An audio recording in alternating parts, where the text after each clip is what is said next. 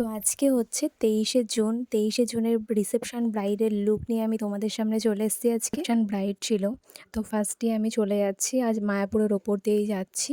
তো তোমরা তো সবাই চেনো ইসকন মায়াপুর। তো চলে এসেছি আমি আমার ব্রাইডের বাড়িতে। আর এদিকে আমার ব্রাইড দেখছি একদম রেডি হয়ে আমার জন্য ওয়েটিং করছিল। আর তো চলো এবার লুকটা শুরু করা যাক। দেখো ওর আফটার বিফোর লুকটা তো কেমন লাগছে, ওর মেকআপটা তোমরা অবশ্যই কমেন্ট করে জানিও আমাকে। ওর এই মেকআপ লুকটা সত্যি কথা বলতে আমার পার্সোনালি এতটা ভালো লেগেছে, আর ওরও ভীষণ ভালো লেগেছে।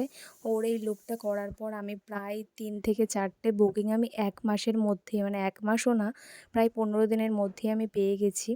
সবাই অনেক প্রশংসা করেছে এই লুকসটাতে। আমি জানি না, মানে ফার্স্ট টাইম আমি এইরকম, মানে আমি কোনোদিনও মানে এরকম পাফ, সামনে পাফ করে হেয়ার স্টাইল খুব একটা করিনি। ফার্স্ট টাইম ওকে করলাম, মনে হয়েছিলো যে ওকে এই হেয়ার স্টাইলটাতে ভীষণ ভালো লাগবে। আর সত্যিই ভালো লাগছিলো। ওকে সামনে থেকে এত মিষ্টি দেখতে লাগছিলো, না দেখলে তোমরা হয়তো বিশ্বাস করবে না।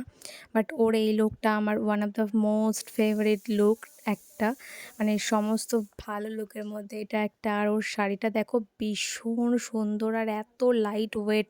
এটা একটা পিওর বেনারসি ছিল, আর কালারটাও ও চুজ করেছিল, মানে ওকে এত সুন্দর ফুটেছিল কালারটা ওর ওপর। ও ভীষণ সুন্দরভাবে মানে এই জিনিসটাকে তোমার চুজ কেমন করেছিল। লাগলো আমার কাছে সেজে? খুব ভালো লেগেছে, আগের দিনও খুব ভালো লেগেছে, আজকে তার থেকে আরও বেশি। তুমি স্যাটিসফাইড তো? একদম ঠিক আছে, তোমার মনের মতো আমি লুক দিতে পেরেছি তোমাকে। একদম। ঠিক আছে, চলো। ওকে সাজানোর পর ওর ননদকে সাজিয়েছিলাম। দিদি ভীষণ একদমই মেকআপ করা পছন্দ করে না, ভীষণ লাইট একটা বেস চেয়েছিলো। আমি একদম সিম্পলের মধ্যে দিদির লুক চেয়েছিলাম, কারণ দিদি কখনোই সাজে না। আর দিদির শাড়িটাও ভীষণ সুন্দর ছিল, বাট দিদি একদমই সাজতে পছন্দ করে না। তো চলো অন্য একটা ব্লগে দেখা হবে, টাটা।